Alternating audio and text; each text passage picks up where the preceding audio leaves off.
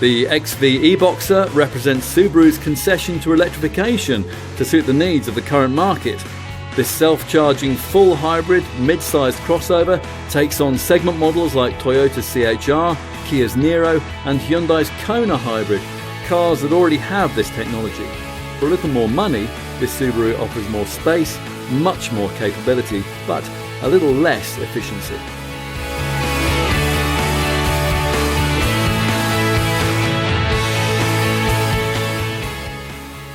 For years, Subarus have sold on tough, no-nonsense virtues like practicality and go-anywhere four-wheel drive. If that meant that they weren't quite as efficient as rivals, well, so be it. But customers aren't quite so forgiving these days. Even something very capable needs to have a degree of electrified efficiency in today's market. Hence the need for the Fuji Heavy Industries brand to introduce its e-Boxer full hybrid engine. Now, we've seen this in the company's Forester mid-sized SUV, but we look at it here in the brand's more compact XV crossover model.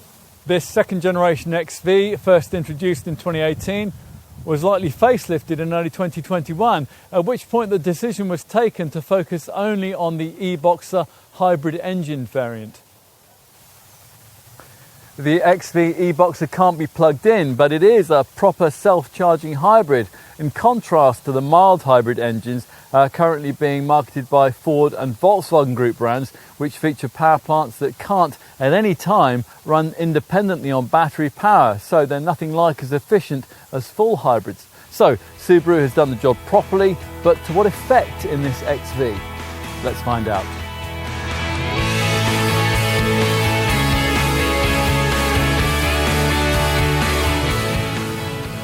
The engine here is the brand's familiar, normally aspirated 150 PS 2-litre boxer unit, sending power to all four wheels via a CVT belt-driven auto transmission. But what's different here is that it's assisted by a 16 brake horsepower electric motor built into that Lineartronic gearbox, the motor powered by a small battery under the boot floor. That's enough for all-electric driving at up to speeds of 25 miles an hour. The electric assistance doesn't have much impact on performance. Rest to 60 takes 10.7 seconds on the way to a top speed of 120 miles an hour. More significantly though, peak pulling power isn't delivered until 4,000 RPM. So the engine needs to be stretched quite a lot if you want to make any significant progress. And the rubber band characteristics of the CVT auto gearbox can be a further impediment to rapid progress. Still, all will be forgiven when you get this car off-road. There's a decent 220 millimeters of ground clearance, and as usual with Subaru, there's a symmetrical all-wheel drive system that'll get you to places that other volume brand four-wheel drive mid-sized crossovers would struggle to reach. The e-Boxer's electric motor is used to help improve off-road ability. It provides extra low-down pulling power when X mode is selected using the rotary dial on the dash. This means the car can take on steep slopes and descents, shuffling power between its various wheels. Subaru says that the XV can lean over at up to 30 degrees, and that's an unheard of stat for a car of this kind. For this updated model, Subaru has introduced enhanced X mode and SI drive functions to give drivers reliable control at the push of a button.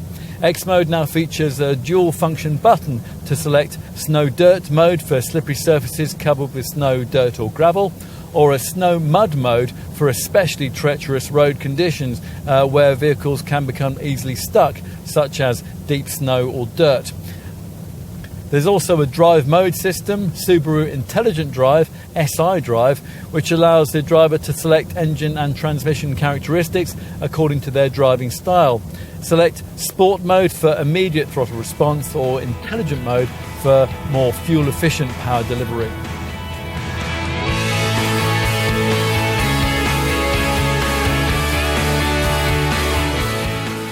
The XV e-Boxer benefits from a revised front grille design for this model, featuring an active grille shutter. The exterior has received other discrete upgrades, including a smart fog lamp bezel which surrounds the LED fog lights. Here at the back, the rear spoiler end plate is finished in gloss black, and an e-Boxer badge has been added to the tailgate and to the wings. From a profile perspective, there are fewer changes apart from these restyled, more aerodynamic, low-profile roof rails. The smart 18-inch wheel rims help distinguish this e-Boxer 2-litre variant from the 17-inch alloys used on the conventional 1.6-litre model. For us, though, the most significant thing here, and the aspect that really sets this XV apart from more usual family hatch-based mid-sized SUVs, is the significantly raised stance with its 221mm of ground clearance. That's considerably more than is offered by most rivals. It all encourages you to take the usual crossover cues a bit more seriously. As before, this second generation XV gets the billion-dollar Subaru global platform that we first saw showcased by the company's fifth generation Impreza family hatch back in 2018, a chassis that's a massive improvement on the previous model's rather crude underpinnings. Inside this e-Boxer model, it's just as in any other XV. In the centre of the instrument panel lies an 8-inch touchscreen display for the infotainment system, with the usual smartphone connectivity via Subaru's Starlink media system. As you'd expect, this is the portal from which you access the 6-speaker DAB stereo and the usual phone and media features, as well as the satellite navigation setup that you'll find fitted to plusher variants like this one. The screen offers a smartphone-style swipe and pinch control function for map displays, and it houses a standard-fit rear-view camera which offers a super-wide 160-degree field of view behind the car when you're reversing. Voice control is standard, and owners will be able to download a wide range of apps. Other manufacturers would also build the various vehicle informational functions you'll need into a monitor like that, but Subaru continues to prefer to separate those out into a separate, smaller colour screen at the top of the centre stack. From this display you can oversee the various eyesight safety systems, plus there's a clock, a compass, trip computer readouts and a useful off-road orientated screen which shows you the current body angle and the ongoing status of the symmetrical four-wheel drive system. Anything that both these main monitors can't tell you will probably be covered off by the further screen that sits between the two clear instrument dials that you view through this tactile 3-spoke multifunction steering wheel. This covers off things like fuel usage and tyre pressures, plus it includes a digital speedo. There's plenty of adjustability in the driving position, but the seats could use a little more support. Still, we do like the way that the heater controls continue to be large and chunky enough to be used by a gloved hand, and cabin stowage is reasonable. Yes, the door pockets do look a bit small, but they have been shaped to allow for the placement of large bottles. Accessibility to the back is helped by doors that open wider than those fitted to many competitor models. Once inside, Subaru talks of room for 3 adults, but the high central transmission tunnel will make that difficult to achieve on all but the shortest journeys. It'll be fine for 3 children though. If there are only 2 of you, you'll be able to use the dual cup holders in this fold-down central armrest. The XV's comparatively long wheelbase gives a really decent amount of rear legroom. The space available is helped by front seats that you can get your feet comfortably under. Out back, the 340-litre boot, it's pretty compact for this size of car, but fold the rear seats down and things improve quite a lot, with 765 litres on offer, or 1,173 if you load up to the roof.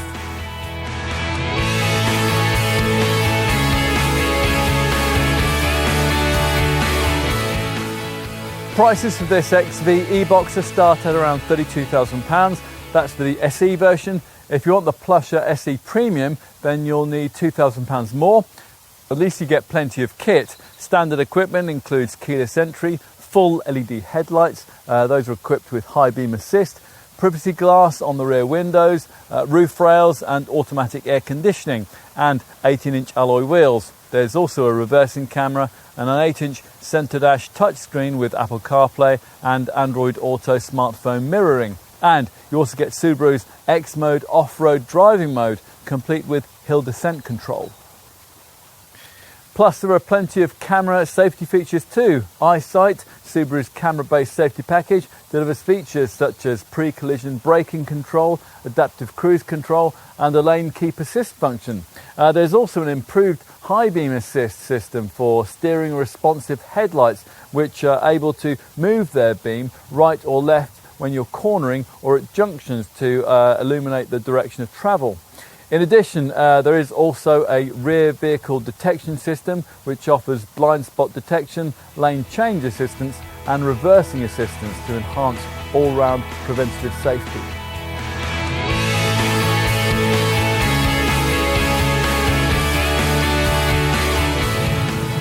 If you're hoping for significant efficiency gains from the e-Boxer powertrain, then you might be a bit disappointed. Let's get to the WLTP figures. These are quoted at 35.7 mpg on the combined cycle and 180 grams per kilometre of CO2, which is a little surprising because at low speeds the XV e-Boxer sticks with all-electric power rather more readily than some rival self-charging hybrid models. You just have to be a bit careful with your right foot, although the engine will chime in to start charging the battery after about a mile. That engine automatically assists the battery and charges it up above 25 miles an hour before taking over all duties once you reach cruising speeds. The setup also recharges the battery when the car is braking or when you're coasting. A decently sized 60-litre fuel tank gives all models a useful touring range, and there's an eco meter in the multifunction dash display that helps you to optimise your driving efficiency over time. Residual values, well, they're certainly not going to be on a par with BMW or Audi, but Subaru is committed to doing what it can to make the ownership experience as painless as possible. To that end, you get a comprehensive 5-year, 125,000 mile warranty, which is one of the best in the industry.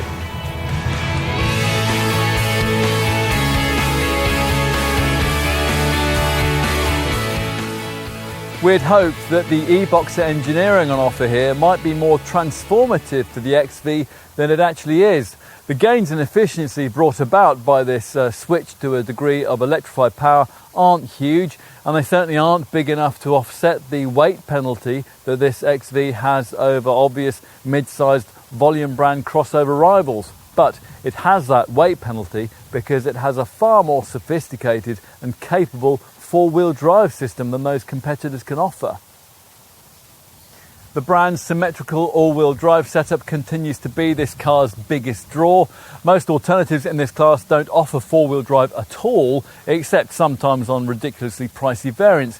And even then, it simply won't get you to the places that this Subaru can go. If you live out in the country or you regularly tow, it's going to be a huge attraction if you're shopping for this class of car. And if you are, the fact that Subaru can now offer it with a modicum of extra efficiency will be welcome news.